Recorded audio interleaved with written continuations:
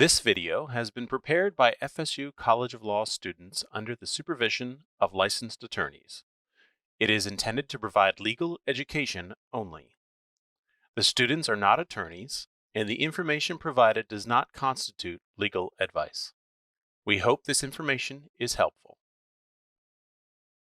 Hi, my name is Emily, and I'm here to talk about domestic violence and sexual assault.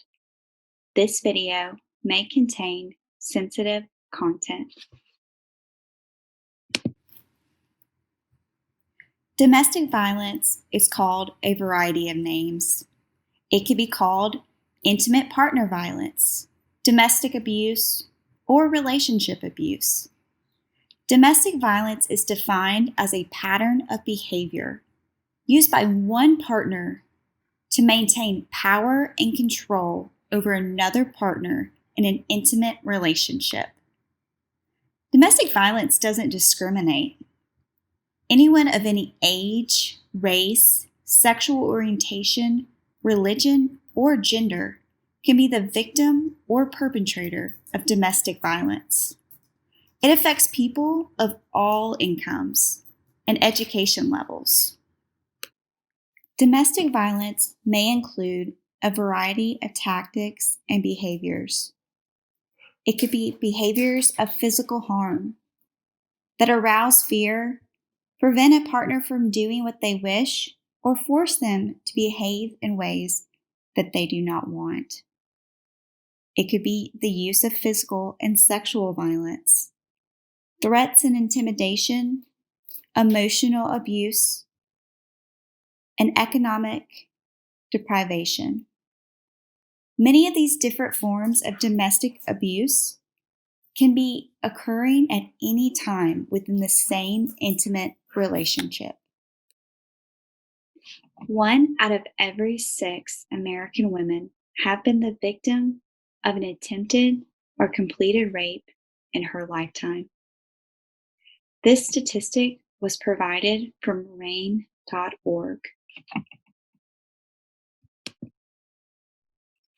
This is an image of 2 different types of relationships. You have on your right a healthy relationship that has equality in the center, whereas on the left, you have an abusive relationship where power and control is in the center. Now, power and control and different tactics may be used, such as intimidation, emotional abuse, isolation, economic abuse, using children, threats, minimizing, denying, and blaming, all in which may result in sexual or physical violence. I myself was in an abusive relationship, and many people asked me, why didn't you just get out? Or what took you so long? Well, I can't answer that, but I can tell you it was possible. It wasn't easy, but it was possible. I knew I deserved a relationship where equality was the center, and so do you. You deserve a relationship in which respect, non-threatening behavior, non-violence, encouragement, trust, all in which exist. And it's perfectly normal to be afraid, or to feel guilt, or to not want someone to get in trouble.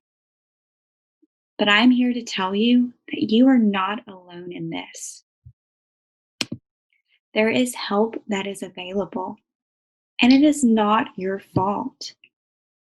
Refuge House is a great resource in which you can seek to get help and who can assist you through this process.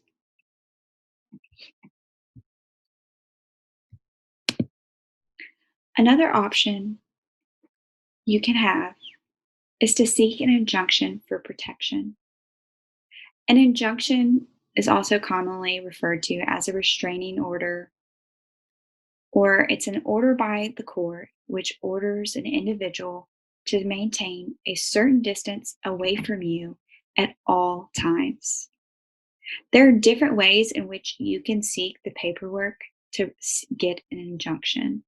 You can go to the clerk of courts, you can go online to receive the paperwork, or certain agencies such as Refuge House can assist you with maintaining these forms. However, it is important that you know that there are 5 different types in which require different things in each type of injunction. So it's important that you pick the right form that goes with your circumstances and your situation. Because if you pick the wrong form, there's a chance that it can be denied. Whereas if you'd picked a different form, it would have been granted. So it's very important that you pick the right form. Thank you for watching, and I just want you to know you're not alone. Help is available, and it is not your fault. The video that will be next will be on Helplines and Hotlines. The Public Interest Law Center provides limited legal services, but if you would like to have your legal issue considered, please email us at pilc@law.fsu.edu.